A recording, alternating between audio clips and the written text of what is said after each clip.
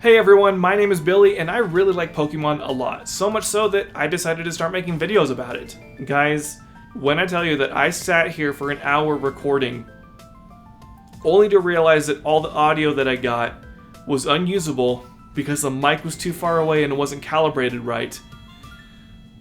But I'm back. I'm doing this again. Please like this video, please make it worth it. Okay, enough feeling sorry for me, because I do enough of that for myself as it is. Funny, self-deprecating humor that I should really stop doing. Okay, Pokemon. Yes, the topic of the video.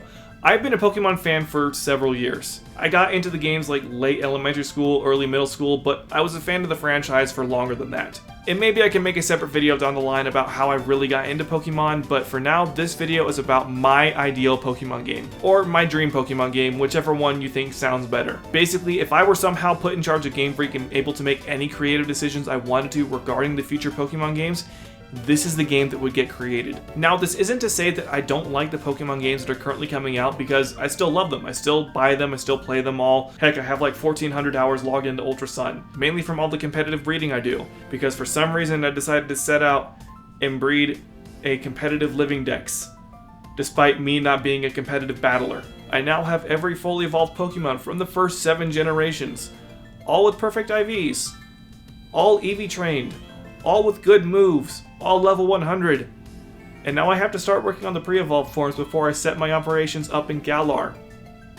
Send help, because I don't know why anyone would ever need a competitive Bellsprout, but I have one! Anyway, my weird obsession aside, let's move on to how I would want to make this game. Some smaller things first off, just to kind of get it out of the way.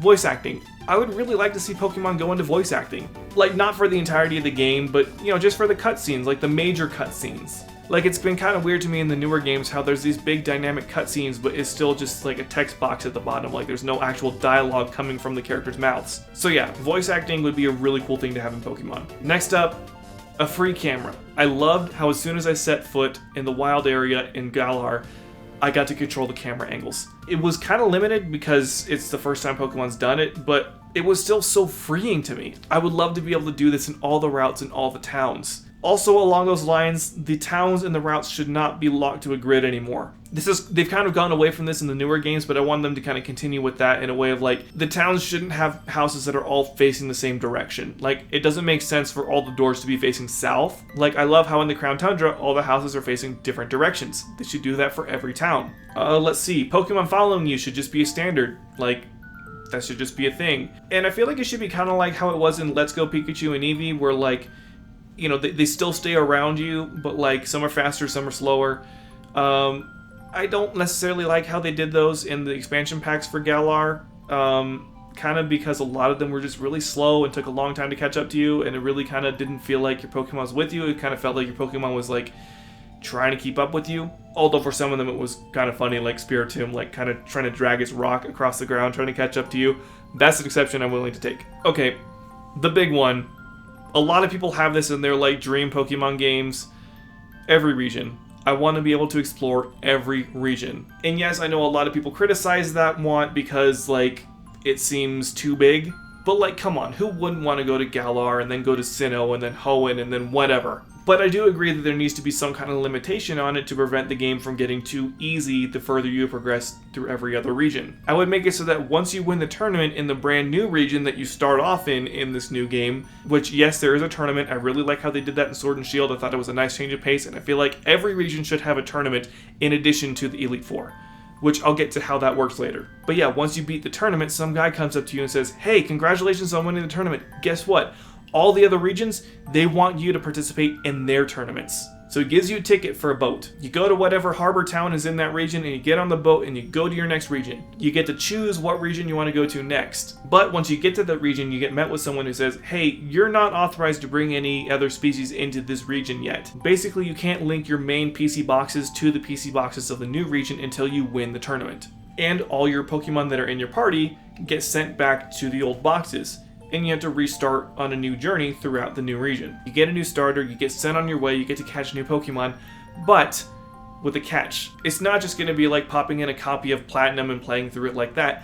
You're going to get to explore the region in any order you want to. That's right, the entire region is open to you from the beginning of the game. And that goes for the brand new region as well. I mean, there should still be some areas that are restricted until you are higher level or whatever, like, Mount Silver or, Victory Road and all that stuff. But, like, the main bulk of the game is open to you. So say when you get to Sinnoh, you want to go catch a Snover for your team. Well, guess what? You can get Snover from the very beginning. You just have to go to the place where it's found. So, when you get to the new region, you get to challenge any of the 18 gyms in any order you want. Oh yeah. There are 18 gyms in each region. For this to happen, every region would have to be expanded upon, like made bigger. More towns, bigger cities, bigger routes, everything. Like keep the region with the same basic shape and structure, but just add on to it. Kind of like what Black 2 and White 2 did. They expanded Unova, added more towns and stuff, but like kind of like that, but just more. This is kind of one of the two biggest things that make it kind of like hard to imagine as an actual game because of just how much work would have to go into this, which is why in my ideal world I would have Pokemon take like a 6-year break to make this, because Pokemon is a AAA franchise and it should be treated like a AAA franchise. We should actually be putting work into these games. This isn't me criticizing the developers at all, by the way. This is just me kind of criticizing the people at top that have decided we need a Pokemon game every year. Like, we should be able to take breaks, take a longer break, work on the next game to make it really, really good. And yeah, I know, Pokemon is one of, if not the highest grossing media franchise in the world. I know it's up there, but did it pass Hello Kitty? I'm not sure, and I'm too lazy to look it up. Someone put it in the comments down below. Is it the highest grossing? Did it pass Hello Kitty? I know Star Wars is up there too. It's up there. So yeah, Pokemon has a lot of money coming in from merchandising and the anime and all that stuff. So like, and yeah, I realize stuff like the anime and the manga and the toys and all that relies on the games coming out with new Pokemon. But honestly, I feel like those things can recycle stuff for a few years. Like the anime could definitely just have Ash go back to older regions or maybe come up with a new protagonist. I mean, heck, they could try and make it more appealing for older people. I mean, I've already seen every episode of Pokemon for whatever reason. I'd like to enjoy watching it again.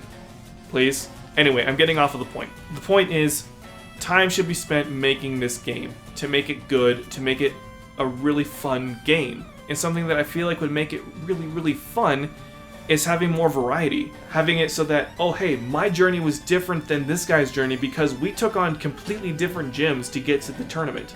And it won't matter which gyms you choose to challenge and which order you challenge them in because all the gym leaders will have several different teams that they use depending on how many badges you have at that point. This is something that was kind of hinted at in the Pokemon Origins anime. Giovanni and Brock were both shown to have several different Pokemon they could choose from.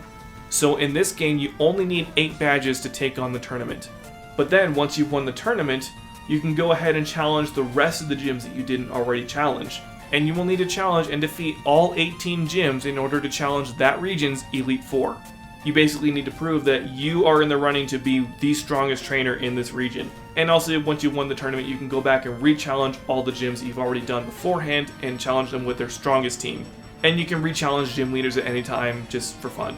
Also, every member of the Elite Four will have full teams of 6 and be pretty challenging. I mean, they're the Elite Four and the champion. Oh yeah, also during battles with the Elite Four, gym leaders, gym trainers, the tournaments, you cannot use items during battle. Like, you can use items held by Pokemon, but you can't spam like revives and hyper potions during battle. And also, none of the Elite Fours and gym leaders will do that either. Just to make it more challenging and make it, a more fun experience. Like, I get these games are designed to be made for kids, and maybe you can have a difficulty setting that makes it so that you can use those items during battle. So yeah, they're made for kids, but Game Freak has to realize that a large portion of their audience are people that grew up with these games, that want a bigger challenge, that still love the franchise, but again, just want something more challenging to deal with. So that's why there should also be an option at the beginning of the game that lets you say, hey, I've been playing this game for like 15 years, I know how to catch a Pokemon, I don't need to be told what to do. Okay, kind of getting back on the point I was on before. The Alola region will also have gyms in addition to the Island Trials. And there should be Island Trials for every type. And older characters like Guzma should now be trial captains. So the Island Trials will get you Z Crystals, which you'll be able to use during your gym challenge and your league challenge or whatever in Alola. You can't actually use those items in other regions because of the whole mystical effect that they have or whatever it is.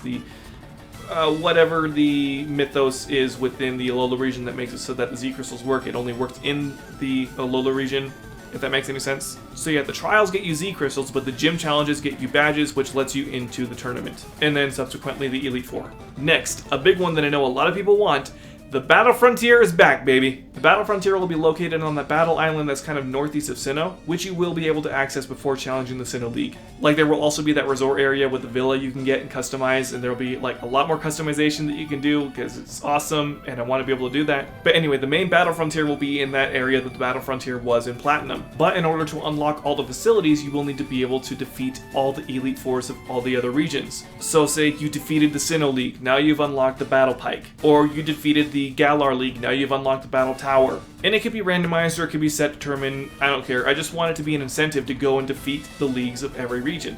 You get a more challenging battle option in the Battle Frontier. And then once you've gotten the gold symbols from all the Battle Frontier facilities, you get the ultimate challenge. You get to face a gauntlet of all the past player characters from all the past games. All the male characters if your character is male, and all the female characters if your character is female. And then once you defeat them, you can re-challenge them in whatever kind of like World Star tournament is in this. So that's all the kind of stuff that kind of goes into the like challenge of the game. Now I want to talk about some stuff I want to add in to just make it more... I don't really know the right word, so I'm just going to go with whatever. Different regions have different kinds of move tutors. So like, instead of there being 4 move tutors spread around a region, there's just one guy in each region. And each guy teaches different moves. In this game, you'll have 2 main rivals that appear across your journey throughout all the regions, but in each region there will also be 5 different trainers that you see repeatedly that show up in the league at the end of that region. And of course, throughout the entire game, you'll get to know your 2 main rivals very well, but the other 5 trainers that you can face off in the tournament at the end of each region, you'll be able to see them several times throughout that region and kind of get to know them. Maybe there will be some smaller side quests where you really just kind of get to talk to these other trainers. Oh, and that kind of reminds me, I forgot to mention this earlier, but with how like you can challenge the gyms in any order, the entire region is scaled to how many badges you have. So like trainers around Snowpoint City won't have absurdly leveled teams to go up against your level 10 Turtwig. If you want to go to Snowpoint City for your first badge, then trainers around there will have lower level Pokemon. But then as you get more badges, all the trainers' levels kind of start going up. And I want to make it so that you can re-challenge these trainers so that even the ones that don't have character development, you still like get to challenge them and see them more often. What is next? Oh, massive character customization. I want to be able to choose my head shape, skin tone, eye color, hairstyle, all from the beginning of the game. Heck, maybe even my height and my age. Maybe I want to go through my Pokemon journey as a man because I'm a man. Okay, another big one. Mega Evolution is back, but it's kind of reworked to be similar to Dynamax in a few ways. It'll basically be like Dynamax in the sense that you can only do it for like 3 turns. Also on the lines of Megas coming back, Mewtwoanite should be rediscovered as Mewanite, because it really doesn't make sense that a giant weapon fired 3,000 years ago created these rocks that somehow correspond to the DNA of a Pokemon that hasn't been created and will not be created for like another 2,800, 900, however many years. My math is not good, but you get the point. So it should be rediscovered as Mewanite, and the only reason it works with Mewtwo is because its DNA is based off of Mew, so Mew gets a Mega Evolution. Also, newer Mega Forms are coming out. Like, hey, let's give some Gen 6 Pokemon some Mega Evolution. You know, the generation that created Mega Evolution, why is Diancie the only one that had one? Or hey, let's make some for some Gen 5 Pokemon. Why was Audino the only Gen 5 Pokemon to get a Mega? One main one that I can think of off the top of my head is I really want a Mega Unknown. Mainly the reason being, I've always liked Unknown, and it's always been disappointing to me how pathetic it is in the game. Like the main idea I have for a Mega Unknown, which it would not surprise me if this has been done before, but it basically turns Unknown into a cluster of all the different Unknown letters. Like they're all just kind of floating there creepily, and maybe they can have an ability that makes it so that every time they use Hidden Power, it's always super effective against whatever Pokemon they're facing. So like the Unknown, I guess, communicate with each other and like, hey, this Pokemon's weak against fire, you and you, your Hidden Powers are fire types, so you get to use Hidden Power. Go. Also, some Gigantamax forms should also just be Mega forms, so like Lapras or Kingler, mainly because I like them, and I'm gonna be honest, I didn't like Gigantamax all that much. I kind of thought it was like lamer Mega Evolution. Like, I think Dynamax is a cool enough mechanic, I use it all the time, but it's just like, why would you create a whole new mechanic for alternate forms when you already had that and it was fun? Anyway, I'm getting sidetracked. Something that I've been wanting for a long time is side quests in Pokemon games. And for incentives for these side quests, I feel like they should be battle items. Stuff like assault vests or air balloons or whatever else there is. You shouldn't have to grind at battle facilities to get battle points to get these battle items. You should go on side quests for them. Like maybe you have to go catch a specific Pokemon, or maybe you have to escort someone through a cave or something. I don't know, just these fun side quests that reward you with cool battle items at the end. Okay, up next is how I would handle the HM situation. HMs are kind of back in a very limited way. For the most part, you get key items that let you do things that HMs would have let you done in the past. So like hedge clippers for cut, a flashlight for flash, a wetsuit for surf, a boogie board for whirlpool, a snorkel for dive. I know it doesn't make the most sense because you can't use a snorkel underwater, but I think it's funny, so I'm doing it. Rock climbing gear for rock climb, obviously, a pickaxe for rock smash. That kind of leaves waterfall, strength, fly, and defog. There aren't really any things I can think of that would let you do those things with, like, items. So if you can think of any, go ahead and leave it down in the comments below, but honestly, I'm stuck with that. So how I would handle those is that you do need a Pokemon in your party to use those moves, except for Fly, I'll get to that in a second, but they don't take up a move slot. It's just an extra ability that they can learn and use outside of battle. And I would actually add Teleport and Dig to those so that you can use Teleport and Dig whenever and not have to take up a move slot. Also, I would probably alter Teleport to let you teleport to like any town and any route and stuff, and like landmark, so not just the last town you were at. But for Fly, I'd bring Soaring back from Omega Ruby and Alpha Sapphire. But you won't ride on Latios or Latias, you will have to have caught a Pokemon in order to fly on. But you'll use your flute or whatever to summon the flying Pokemon and you get to control how you fly over the region. But the Pokemon needs to actually be big enough for you to fly on, so you can't just like dangle from Hoot Hoot's leg.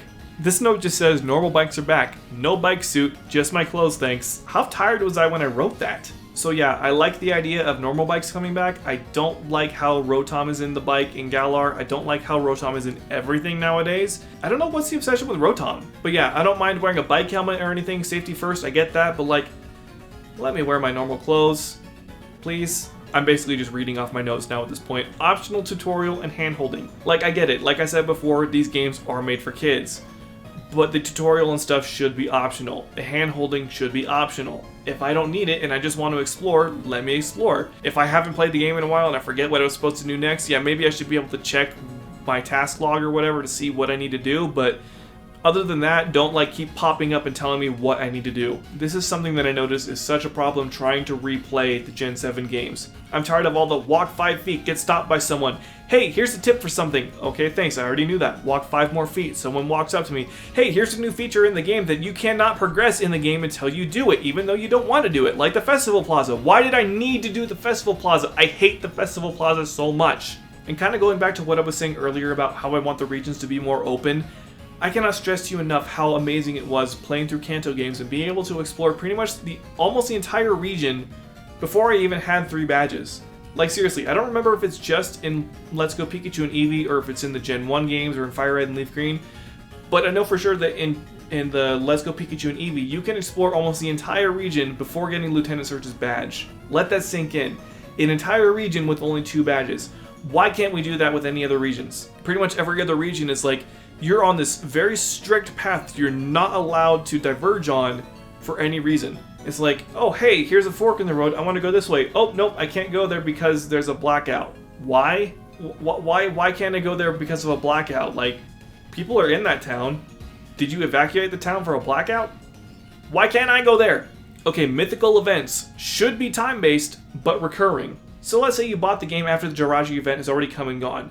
So now you're probably thinking, oh no, I gotta look up on the GTS and give away some other mythical I don't have in order to get a Jirachi. Nope, just wait a year. It'll come back, you have to wait for it, so it's still special, but you will get it. But no, you won't just get the Jirachi, you'll get an item that lets you go catch the Jirachi after you complete some kind of dungeon or quest or whatever. Because that's how legendaries and mythicals should be. They shouldn't just be walk up to it, press A and catch. They shouldn't just be walk up to a delivery man and, hey, here's a Pokemon God. You're a 10-year-old, you're trustworthy enough to have this, right? Like, no, give me an item to then go catch the Pokemon. Double battles should be more frequent, and not just limited to having to walk in front of 2 trainers at the same time. Some trainers should just default to being double battles because they're cool. I feel like the nature mints should be able to be grown in Galar. Maybe you should be able to grow them in any other region, but I feel like there should be kind of like a plot of land that you can just grow the mints at in Galar. I want to introduce a new item called a Rusty Bottle Cap. It'll reduce one of a Pokemon's IVs to 0. This can be useful for Pokemon that need to be as slow as possible for Trick Room strategies. Also, the Reigns items that let Calyrex ride on the legendary horses and the DNA Splicer should be split into 2 different items. It kind of bothers me that I can't have both black and white Kyurem at the same time and how I can't have both Calyrex riding on both the horses at the same time. While on the other hand, you can have both Duskmane and Dawnwings Necrozma at the same time. This is because Necrozma's fusion actually has two different items, being the N Solarizer and the N Lunarizer. So I feel like the DNA splicers should be split into the black DNA splicers and the white DNA splicers, so that you can use both of them at the same time. And then the Calyrex range should be like the Frost Rains or the Spectral Rains or something like that. Oh, so this is in my notes down here. I don't know why I didn't put it up above to be with the other stuff, but when I said all regions, I meant like including the Ore region. And the Ore region, or the Ore region, however you pronounce it, I'm not entirely sure, would be the home of the Looker mission. You would be tasked with having to track down Getsis in the Ore region. He was last seen heading off towards a cave. There's not much to go on with that right now. That's just kind of something that my friend suggested and I liked, so I'm putting it in this video. Okay, now for the final two things, which are arguably the biggest things. And coming from a guy who was already talking about having a game with every single region, this should probably scare you. The first of the two, this would probably be the hardest to actually do because of how much data it would take up, but I would hire like 1,000 freelance animators. I would assign each one single Pokemon, and they would have to animate specific and unique animations for every single move that Pokemon can learn. Walking, running, idle animations, special animations for sleeping. Like, I don't get why certain Pokemon, they just close their eyes. Like flying Pokemon, why are they just like... You're just closing your eyes, you're not asleep. Also, in addition to that, there should also be special animations for when the Pokemon are playing in Pokemon Camp or whatever. And the last one would kind of be revamping the whole battle system. Mainly it stays the same, but with a few tweaks. So like, one entry says that Charizard's flames are hot enough to melt boulders, so Charizard's fire type attacks should be super effective against rock types. And there's like too many instances to list here, but a lot of Pokemon should have like unique functions and mechanics in them that make them different from the rest of the Pokemon. Like what I just said with Charizard, that would make Charizard more viable against rock types. Charizard's mortal enemy. And the very last thing I want to mention. I don't know how anyone else is going to take this. I think it's a cool idea, but some people who are more savvy with competitive battling than I am might think this is a horrible idea. I want Pokemon to be able to have all of their available abilities at once. I know there are some Pokemon where like one ability would contradict another ability, like Lucario for instance. So you'd have to make it so that Lucario can't flinch at all because it has that one ability, but because it also has the other ability, anytime it gets hit with a move that could potentially make a Pokemon flinch, it would roll for that chance to make it flinch, and if it is successful, then it just automatically raises Lucario's attack stat. So basically it changes it from having like a 10% chance to flinch, it just has a 10% chance to raise Lucario's attack stat. And like there might be some other like even worse contradicting abilities out there, I'm not entirely sure, but I think it'd be interesting if you could make it so that every Pokemon can have all of their potential abilities at once to make them even stronger. Of course, there would have to be an item that you could use to give older Pokemon like their other ability that they can have. And also there should be one that lets you delete a certain ability if you just don't like it and you don't want it. But yeah, that's my ideal Pokemon game. There's probably also several other things that I would put on there that I just forgot. But hey, what did you think? Leave your thoughts in the comment section down below and tell me what you would want in your ideal Pokemon game. If you like what you saw and you want to see more, you can go ahead and subscribe. If you want to see more of me, you can follow me on Twitter, Instagram, TikTok. I mostly post on TikTok. I kind of on the other two sometimes, but you know, you can still follow me there if you want to. And thanks for watching. Have a good day.